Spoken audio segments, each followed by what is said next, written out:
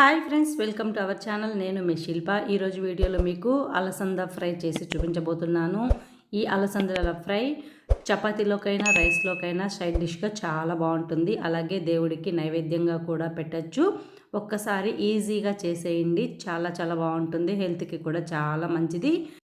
ఇప్పుడు ఎలా చేయాలో చూద్దామా. ఇక్కడ నేను అలసందలు 1 కప్పు తీసుకుని 4 లేదా 5 గంటల పాటు కడిగి నానబెట్టుకున్నాను. ఇలా నానబెట్టుకున్న వాటిని నైట్ అంతా అయినా నానబెట్టుకోవచ్చు. టైం లేకపోతే కనీసం 4-5 గంటలైనా నానబెట్టుకోవచ్చు. ఇలా నానబెట్టుకున్న ఈ పప్పుని మళ్ళీ ఒక 2-3 సార్లు కడిగేసి కుక్కర్ తీసుకుని ఆ కుక్కర్లో మనం నానబెట్టుకున్న శనగలు వేసుకొని ఇందులో రుచికి తగినంత సాల్ట్ కూడా వేసుకుని కుక్కర్కి మూత పెట్టేసి ఒక విజిల్ వచ్చేలాగా పెట్టుకోవాలి. మళ్ళీ ఎక్కువ విజిల్స్ పెట్టేసామంటే పప్పు మెత్తగా ఉడికిపోతుంది. ఎందుకంటే ఎక్కువసేపు నానబెట్టాం కాబట్టి ఒక్క విజిల్ అయితే సరిపోతుంది. ఇలా స్టవ్ ఆన్ చేసుకుని విజిల్ పెట్టుకోవాలి. ఇలా ఒక అంగుళం అల్లాన్ని తీసుకుని చెక్కు తీసుకొని రెడీగా పెట్టుకొని రుచికి తగినంత కారం 5-6 మిరపకాయలు తీసుకుని కరివేపాకు 1 ఉల్లిపాయని తీసుకుని అల్లాన్ని కచ్చా పచ్చాగా దంచి పక్కన పెట్టుకోండి. కారం మీరు తినేదాన్ని బట్టి కూడా చూసుకుని పచ్చిమిరపకాయలు కూడా కచ్చా పచ్చాగా దంచి తీసుకోండి. ఇలా తీసుకున్న వాటిని ఒక ప్లేట్లోకి తీసుకుని ఇప్పుడు చూడండి, విజిల్ వచ్చిన తర్వాత స్టవ్ ఆఫ్ చేసేసి ఆవిరంతా నార్మల్ అయిన తర్వాత ఈ పప్పుని నీళ్ళన్నీ వంపేసి ఒక బౌల్లోకి తీసుకోవాలి. ఇవి కొంచెం చల్లారేలోపు మనం పప్పు కోసం రెడీ చేసుకుందాం.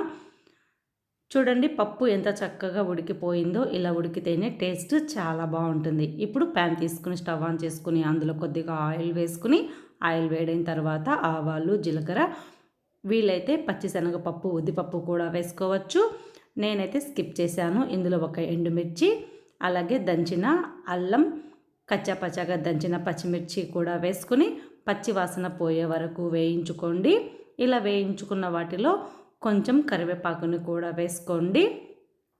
అలాగే సన్నగా తరిగిన 1 ఉల్లిపాయని కూడా వేసి మరి ఎక్కువగా వేయించకుండా కాస్త మగ్గితే చాలు. అలాగే కొద్దిగా పసుపు కూడా వేసుకొని వేయించండి. ఇలా వేయించుకున్న తర్వాత ఇందులో మనం ముందుగా వేయించి పెట్టుకున్న బొబ్బర్లు కూడా ఇందులో వేసుకోవాలి. వీటిని అలసందులు లేదా బొబ్బర్లను కూడా అంటారు. గ్యాస్ని లో ఫ్లేమ్లో ఉంచేసి వీటిని బాగా ఫ్రై చేసుకోవాలి. ఇలా ఫ్రై చేసుకున్న వాటిలో కొంచెం మిరియాల పొడి వేసుకున్నా కూడా చాలా బాగుంటుంది. లేదా కొత్తిమీర అయినా వేసుకోండి. ఇలా చివర్లో స్టవ్ ఆఫ్ చేసే ముందు 1 స్పూన్ నిమ్మరసం కూడా వేసుకున్నామంటే టేస్ట్ అనేది చాలా చాలా బాగుంటుంది. ఇందులో ప్రోటీన్ ఎక్కువగా ఉంటుంది కాబట్టి ఎప్పుడు ఒకేలా కాకుండా అప్పుడప్పుడు ఇలా కూడా ట్రై చేయండి. ఫ్రెండ్స్, ఈ వీడియో నచ్చింది కదా, అయితే ఒక లైక్ చేసి షేర్ చేయండి మీ ఫ్రెండ్స్కి, ఫ్యామిలీ మెంబర్స్కి. మన ఛానల్ని